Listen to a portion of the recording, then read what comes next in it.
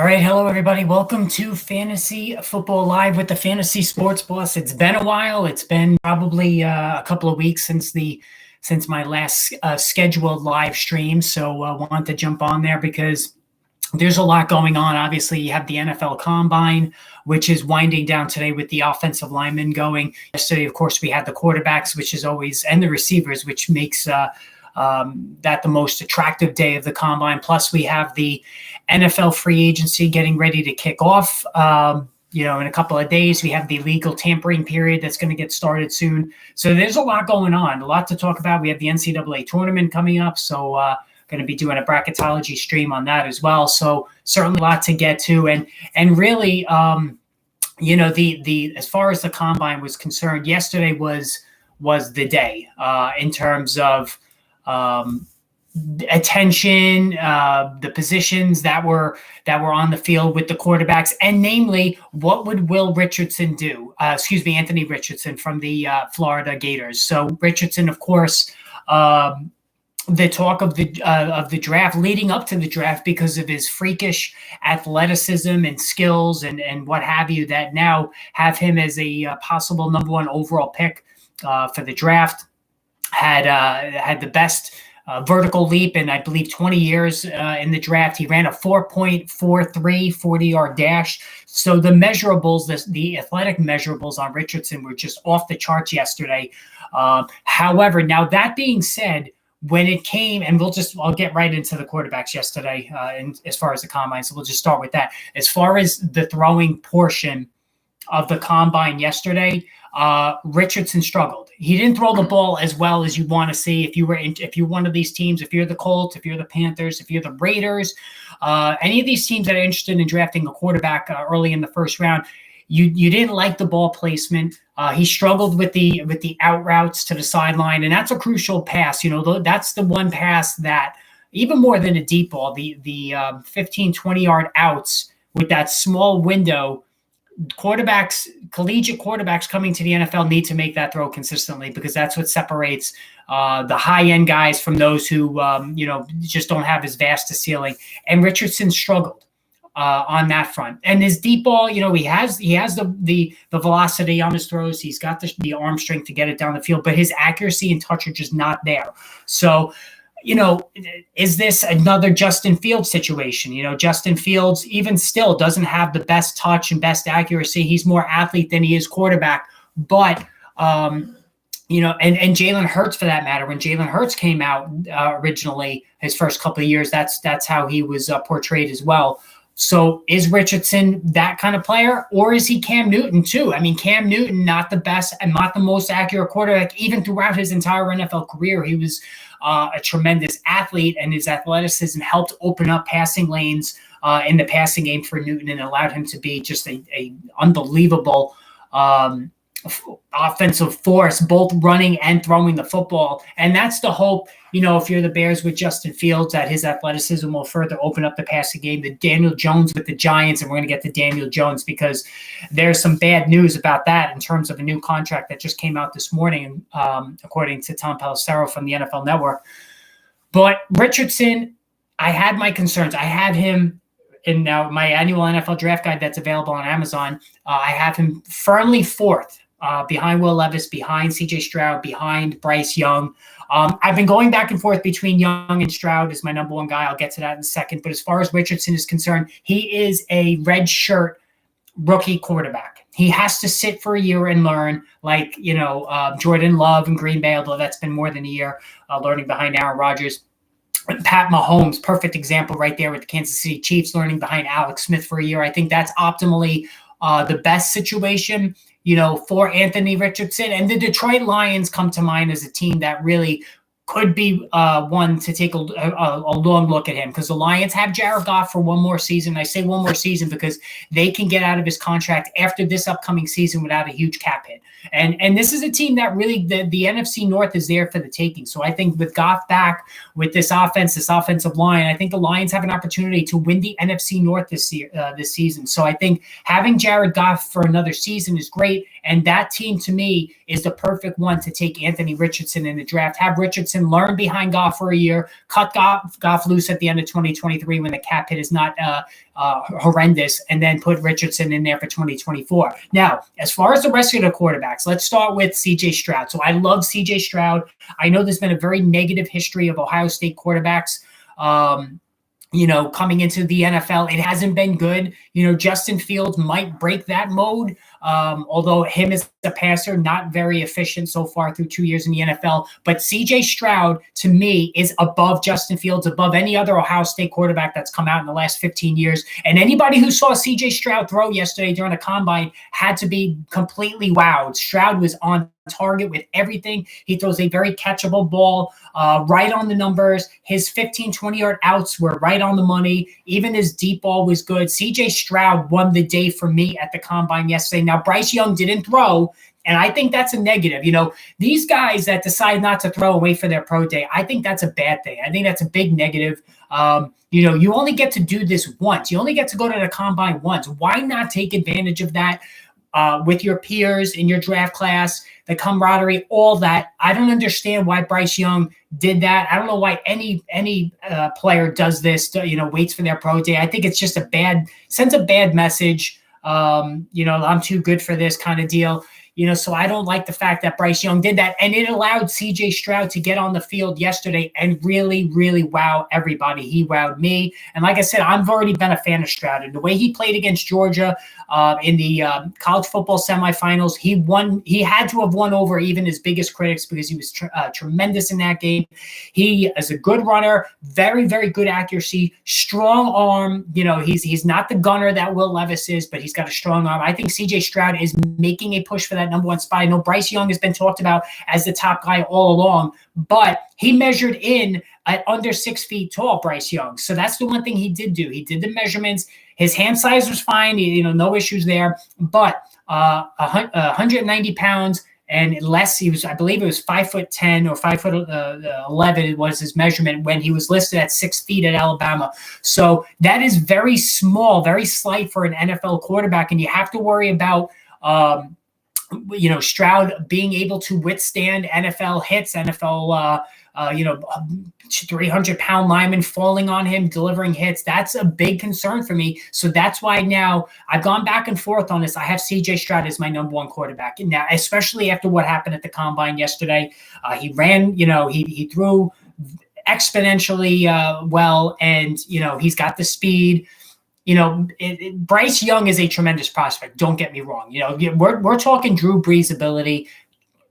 He's even got better accuracy than CJ Stroud. There's no doubt that Bryce Young is the most accurate quarterback in this class. He runs very well as well. His deep ball is pretty good too for somebody who's not big, but can he take those hits? He was banged up in college, he was banged up last year. That's what I'm concerned about. And if you have the number one overall pick, whoever trades up for that spot, the Bears are open for business, whether that's Carolina, whether that's the Raiders. CJ Stroud is the guy. And to me, there's no doubt about it. Now, as far as Will Levis is concerned, so Levis created a lot of buzz at the combine yesterday, especially when he was throwing the deep ball. He looked good. 59 miles per hour was his velocity on his passes, which is a tremendous number. It just shows you how much of a cannon he has. But the thing is he Jay Cutler? That's what I'm concerned about. And what I mean by that is Levis not going to have the accuracy that a CJ Stroud has, or that a Bryce Young has. That's what's opened for debate here. Like Jay Cutler, Levis can move. He's got good feet. He's got, he's got decent speed, and he's got a pure cannon of an arm. So the question is he Jay Cutler 2.0? And Jay Cutler, for all those gifted tools, he never won anything in the National Football League. Underwhelming numbers on a year-to-year basis. That's what I'm worried about with Will Levis. However, that being said, I think it's almost a foregone conclusion that the Las Vegas Raiders are taking Will Levis. It is a perfect matchup. I think Will Levis would start from week one, and with Davante Adams at wide receiver, I think that it is a very, very good potential matchup between quarterback and receiver. I like Levis for the Raiders there, and I like CJ Stroud to be, along with Bryce Young, the top two quarterbacks off the board. I think Anthony Richardson with the Lions makes way too much sense not to happen, because there he could learn for a year. I think Will Levis with the Raiders in that vertical passing game that Josh McDaniels wants to implement, I think is a tremendous move there as well. So Really was totally impressed with CJ Stroud yesterday. Optimistic about Will Levis. Wasn't blown away by him. I mean, you could see the arm strength. There's no doubt about it. But and then as far as Anthony Richardson is concerned, the athletic traits are just off the charts. There's no doubt about it. You know, you could tell me Michael Vick was never a good passer. He had the cannon of an arm. You could run like the wind, but his accuracy was not great either. So Cam Newton, Michael Vick, you know, Justin Fields, that's where Anthony Richardson is. But I do think, you know, he threw a lot of interceptions. He only started for 1 year. We've talked about this as well. Guys that start only 1 year in college oftentimes go bust in the NFL. Mark Sanchez, Sam Darnold, Zach Wilson. Don't mean to pick on the Jets, but these guys that started only for 1 year typically don't do well in the NFL. And that's Anthony Richardson. Only started 1 year. I believe it was 21-15. His touchdown interception ratio is not great.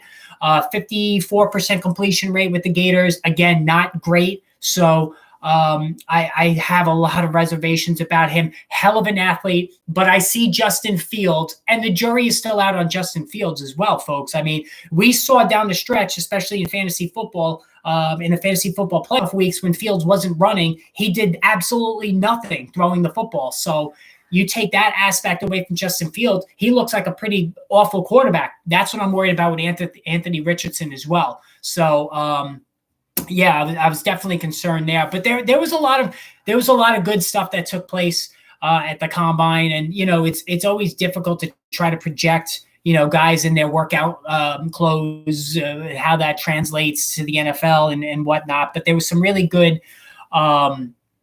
performances that took place there. So, you know, Quentin Johnson, for example, the wide receiver for TCU, who I absolutely love, and I think would be a great addition to the New York Giants if he happens to make it down to that spot. 6'4", 215 pounds, 11.2 broad jump. So Quentin Johnson, to me, you know, I know there's going to be some debate whether Jordan Addison should be the top guy. Jordan Addison ran a 4.55, not great in the 40.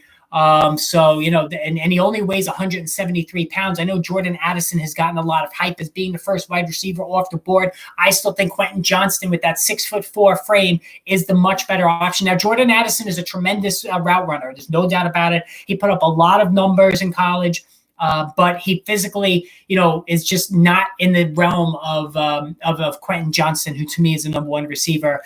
You know, Zay Flowers is another guy that I like as well. So, you know, we just got to see what happens there. Now, as far as free agency, so Tuesday is the deadline for the franchise tag. Now, the Dallas Cowboys are going to franchise Tony Pollard as expected, and I talked about that on the video yesterday. Tom Pelissero of NFL Network, and this is a big one, said that there's no resolution in sight, and that's a quote about Daniel Jones and his contract. You know, Jones changed his representation a couple of weeks ago, and they came out of the gates hot, asking for $45 million a year, and the Giants don't want to pay that, and Daniel Jones is just not worth that either. $45 million is a lot, and that's going to really be a problem because the Giants don't want to pay that money, and Jones seems to be like he's dug in right now.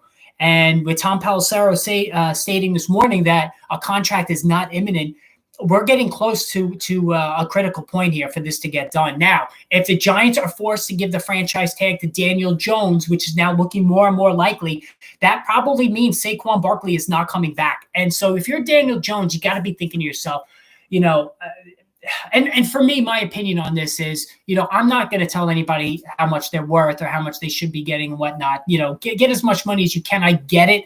But if you're Daniel Jones and you had nobody to throw to last season throughout the course of the season, and you hold steady, you hold fast for that $45 million, and you get the franchise tag placed on you, then the fallout means that Saquon Barkley, your best offensive weapon, the guy who helped take pressure off of you, the only guy who really showed up week in and week out for the Giants on offense last season, is now going to be elsewhere. So if you're Jones, you really got to think to yourself, do I want to do this to myself? It's a selfish move in my opinion. You know, give him 5 years, give him $40 million a year, and then that leaves enough room for Saquon Barkley to come back as well. So this is a fascinating situation. It really is. Now, the Giants, they could sign Jones and then tag Saquon Barkley if they can't come up with a deal for Barkley as well.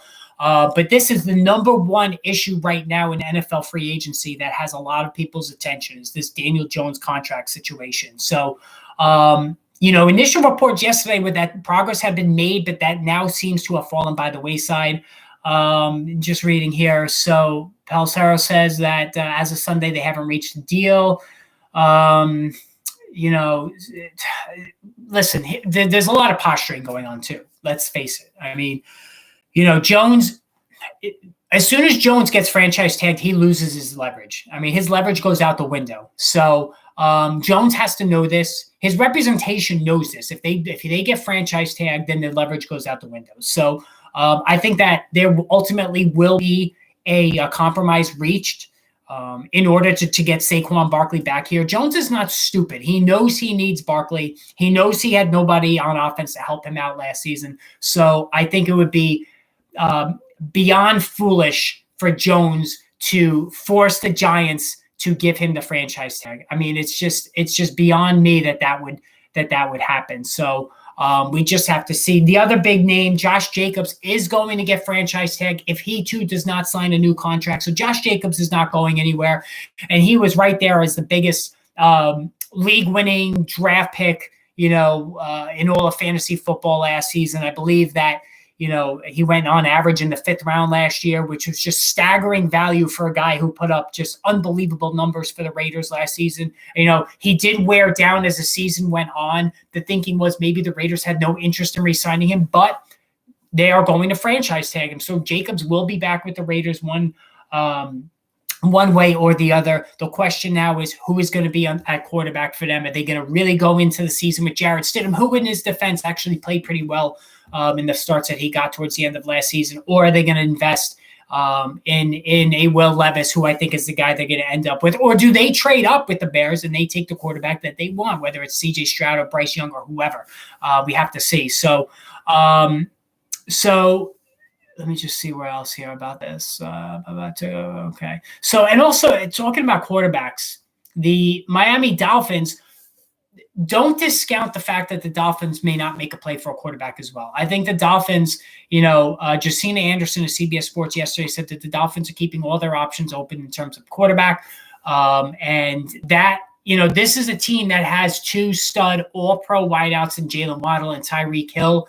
They have players now on defense. The offensive line is solid.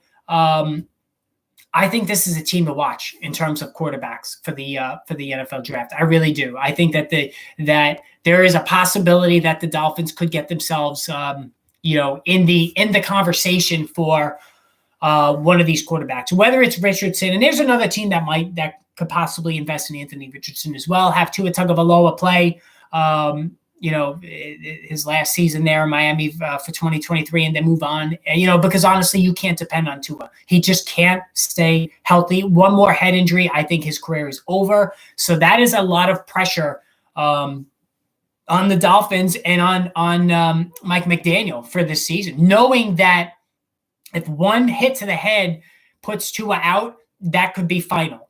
And so they really need to protect themselves at the quarterback position. That's why, whether it's Will Levis, Anthony Richardson, whoever, I think that there's an opportunity there that does make sense, I should say, to get him in there. And getting back to the whole Richardson thing, I get it. The upside is beyond vast. You could certainly make that argument that he has the highest upside of any of these quarterback prospects. There's no doubt about it.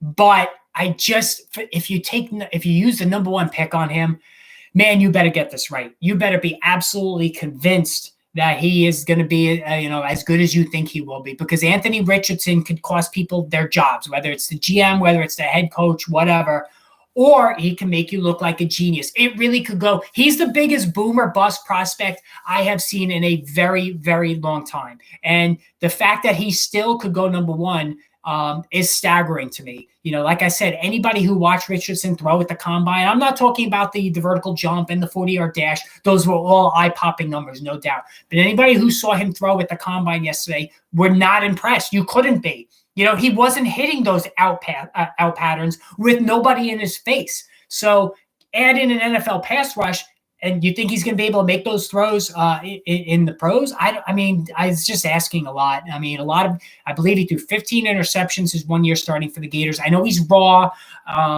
There's vast upside for sure. And I'm fine if you take him like the Lions and you have him sit behind a veteran quarterback for a year. I'm totally fine with that. But any of this talk about Richardson being the number one pick, to me, is foolish. It absolutely is foolish to me. And whether it's CJ Stroud or Bryce Young, those are the top two guys. I'm fine with either one of them going number one overall, even though I like Stroud slightly better. And I think Will Levis is the clear number 3 option. He has his own set of question marks. Like I said, is he an Cutler? Is he better? Is he a better version of that? Who knows? But then I have Richardson there in the next tier as well. So, it's fast. The whole Richardson thing to me is fascinating, and I just can't wait to see what takes place there. So, like I said, today we have the offensive lineman. That's always fun to watch. Yesterday was a long day. I mean, to have all those quarterbacks going yesterday, it was, and then all those receivers going yesterday, it was a lot. So going through the quarterbacks now, I just wanted to see here. So Max Duggan of TCU, he failed to impress me. Didn't throw the ball very well. Malik Cunningham is going to be an undrafted free agent of Louisville. He was terrible throwing it yesterday. And really, he's just, he's a developmental guy that's going to sit on the bench for a couple of years. Dorian Thompson-Robinson at UCLA, he's got some tools. He's definitely going to get drafted, I think so. Oh, Stetson Bennett. I want to talk about Stetson Bennett. So Stetson Bennett yesterday actually performed really well. CJ Stroud was the most impressive for me by far, but I think Stetson Bennett, could be number 2. He really opened my eyes. He threw really, really well. Now, I don't like him personally. I think he's, he kind of acted like a jackass at times while he was in school, and of course he got busted for the driving under the influence and whatever. So, but and he's an older prospect. He's 25 years old. He's older than Trevor Lawrence. Talking about Stetson Bennett, he's older than Justin Herbert. So he's an older prospect, and the fact, usually older, you think more mature, and then he goes out and he gets pinched for a DUI. But Stetson Bennett, I have to admit, he threw really well yesterday. He surprised me. Very accurate deep ball. I did not expect that because he doesn't have a cannon of an arm. But he's a good athlete. He ran a 4.67 40, which is a good mark. Stetson Bennett might have helped himself quite a bit yesterday. I had him as like a 6th round draft pick. I might move him up to the late 4th round area code. And remember, guys, my NFL draft guide is available on Amazon. Make sure you purchase it. All right. Fantasy Sports Boss NFL draft guide. It's been available since January. Make sure you get on there and check that out and purchase that. And the fantasy football draft guide is going to be coming out in a couple of weeks. The early offseason edition, and then I'll have a second one after the draft. Tyson Bagent of Shepherd. For a smaller school kid, he did pretty well. I thought he was pretty good. So I think that as far as he's concerned, talking about Shepherd, I think he might have put himself on the list for late round pick, 7th round pick possibly. So all right, and now let's talk about the Jalen Carter thing. So obviously, Jalen Carter, defensive tackle at Georgia, had to turn himself in for the reckless driving, engaged in a speed contest with one of his teammates and a Georgia staffer were killed. And this is what always gets me too. Why does this stuff always come out before a big event? So anybody that remembers Laramie Tunsil when he was coming out of college, the offensive tackle there. I remember that it was the morning or the night before the draft, that video came out of him with a bong mask on as he was smoking marijuana. So, and now you have Jalen Carter, who just shows up to the NFL Combine, and then the report comes out that he was involved in the drag racing. So, you almost wonder, do they plant this stuff for impact right before the event? And I'm not making any excuses for Jalen Carter. He made a really bad choice. And he's going to have to answer to that. Now, he was charged with 2 misdemeanors. How does this shake up the draft? All right. Now, that's a valid question. For me, he was right there with Will Anderson, 1A, 1B in terms of the first player drafted if the Bears stayed at the number 1 spot. I had Anderson going to the Bears because I think the Bears need pass rush more than they need a space clogging defensive tackle. Although Carter has good pass rushing ability himself. Certainly this issue is going to put Carter behind Will Anderson. I don't think there's any doubt about it. And Anderson did really well at the combine. So I think Jalen Carter falls behind him. Maybe even Tyree Wilson, Drew Sanders, some guys that are right behind in the defensive hierarchy. I think that's also an issue. So, how much is it going to hurt Jalen Carter? Could it knock him out of the top 10? I don't think so. 2 misdemeanors, unless it's something more serious. Listen, I'm not trying to minimize what happened to the 2 people that ended up, killed in this senseless drag race or whatnot.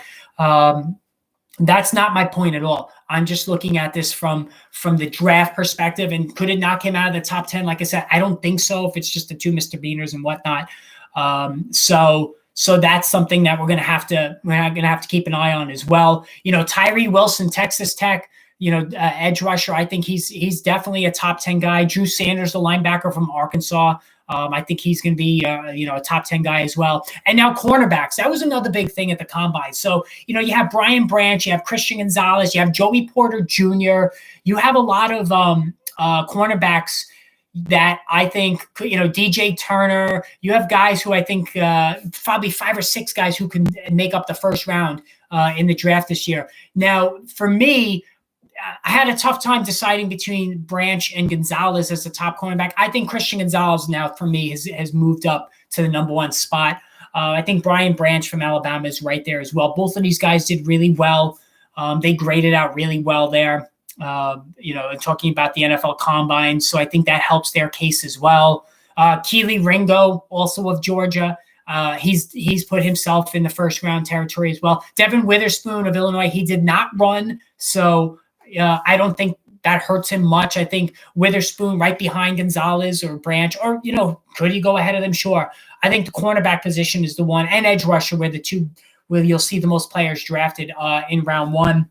The 4 quarterbacks are going to get taken. Hendon Hooker of Tennessee, could he sneak into the back of round 1? I think he could. He's coming back from injury himself. He's not going to be ready for the start of the season, but there's a chance that that Hendon Hooker could wind up being, a late first round pick, more likely a second round pick. The receivers that went yesterday, talked about Quentin Johnson. Josh Downs had a really good day. I really like the way he performed on the field yesterday. Jalen Hyatt. So Jalen Hyatt, sort of a 1-year guy at Tennessee, took him a while, wanted to transfer, was caught in a very strong group of Tennessee receivers until he absolutely balled out in 2022. I think Jalen Hyatt really put himself into the first round conversation as well. Talking about Joey Porter Jr., I forgot to mention there, the son of Joey Porter, the Steelers great. I didn't like the way he ran. He was a little slow on the 40-yard dash. I think that knocks him down clearly behind Branch and Gonzalez and Witherspoon at the quarterback position. So I think that was a negative there in terms of somebody who didn't exactly do so well yesterday.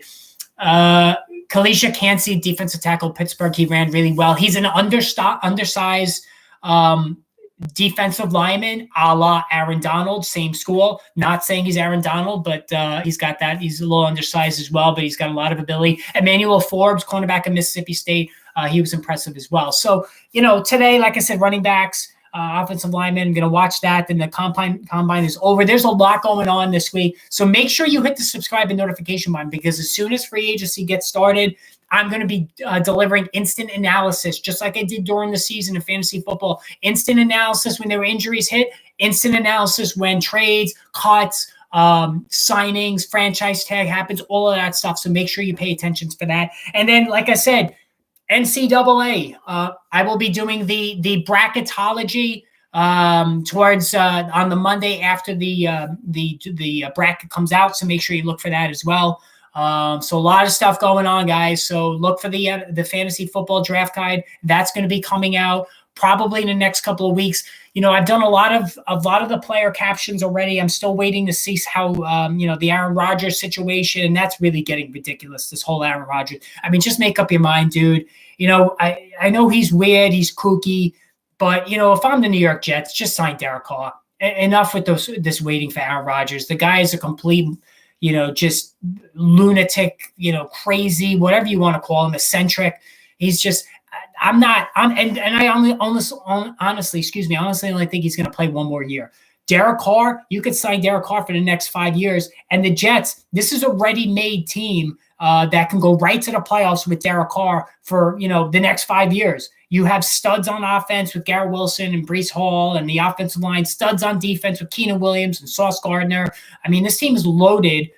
They just need a quarterback. So Derek Carr, I think, is the guy. And if you're Derek Carr too, you want to sign, I think, before Rodgers makes his announcement, because then you lose some leverage. If Rodgers says, okay, I want to go to the Jets, then that's going to hurt Derek Carr's bargaining position. So I'm thinking that either today or tomorrow, Derek Carr is going to make his decision, whether it's the Saints, whether it's the Jets. I think he wants to go to the Jets. That's why he hasn't signed with the Saints, because the Saints have a deal ready for him. They've submitted the contract to Carr. All Carr has to do is sign it, talking about the New Orleans Saints. But I think Carr is waiting to see what develops with the Jets. Are the Jets going to wait for Aaron Rodgers? I don't think they should. I know the allure of Rodgers is tremendous, but he's not the athlete he once was. He doesn't run much anymore. He's gotten more and more batshit crazy as he's aged.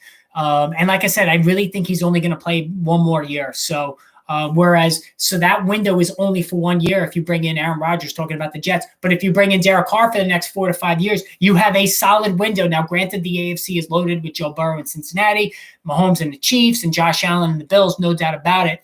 The Jets would probably be fourth best on paper, even if they sign Derek Carr. But even if they sign Aaron Rodgers, I think they're still fourth best. So I don't think it changes the dynamic much in terms of upside on this team, whether you have Aaron Rodgers or Derek Carr. And Derek Carr is no slouch, in my opinion. I think Derek Carr is a good player.